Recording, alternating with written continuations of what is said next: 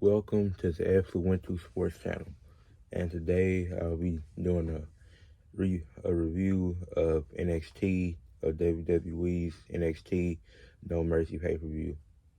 It started off with a bang. Braun Breaker and Baron Corbin. They started fighting outside the ring. Took a few minutes before the match could start. They had a great match. Baron Corbin ended up winning because Mr. Stone tried to interfere and distracted Braun Breaker. Not the biggest fan of interference, but Baron Corbin gets a win, and that's pretty much it for that match. Then the next match was Dominic Mysterio putting the North American title on the line against Trick Williams.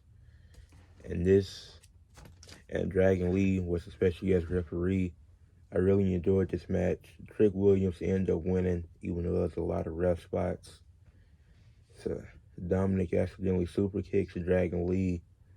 Then the other ref comes in there, and Trick Williams has the pin, but he lets it go because he's confused because it's another ref. Then Dominic takes him out on purpose. That was a weird spot. Then Trick Williams has to get Dragon Lee back in the ring so he can count the pin, and Trick Williams ends up winning. Trick Williams looked dominant the entire match. I thought it'd be like a back and forth match and Trick would win, but he was dominant pretty much for a majority of the match.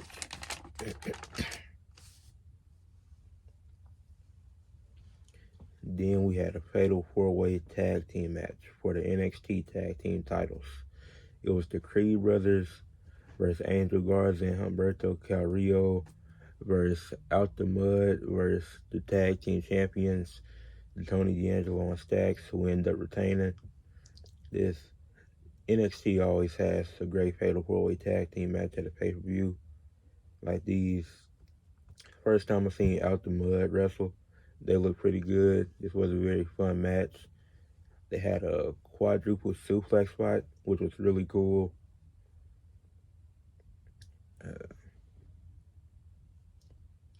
Tony D had got injured in this match. He hurt his knee, but he ended up coming back and forcing his way to the ring, and him and Stacks were able to retain the NXT tag titles. And then after that was Butch versus Noam Dar, in like a British rules type match for the Heritage Cup. It was very entertaining, and Butch, he had Tyler Bate on his side, but it was essentially a 2-on-7 with the guys in Noam Dar's corner and Gallus coming back to attack Tyler Bate and Butch. Yeah. So that kind of ruined the match. Like, it was a pretty good match, but a 7-on-2, you can't win that.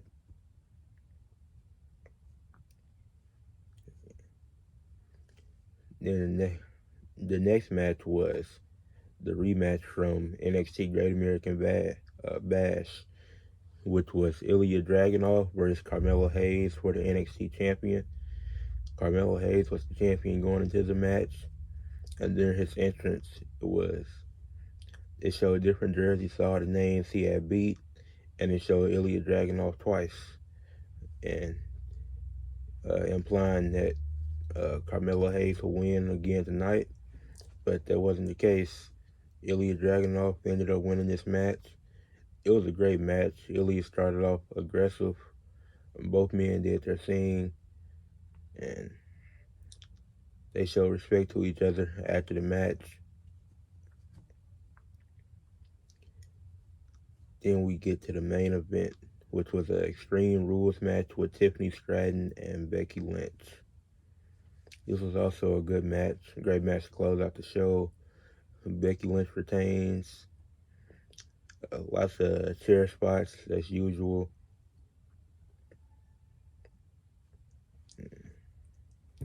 And now Becky Lynch will be defending the NXT Women's title against Tegan Knox on Monday Night Raw, if I'm not mistaken. But yeah, overall, NXT Great American Bash, it was a great pay-per-view. I give it a 8.5 out of 10. It could have been higher, but I didn't like all the interference. Well, it wasn't a lot, but like with the Butch versus Noam Dar match, that being a 7-on-2, that kind of ruined it. And then with Baron Corbin and Braun Breaker, they had a great match. Mr. Stone got involved. That kind of ruined it. I'm just not the biggest fan of interference in matches. Just for me, that makes the match worse. But all the matches were pretty good. They all delivered, especially the men's Fatal 4-Way Tag Team match for the tag titles.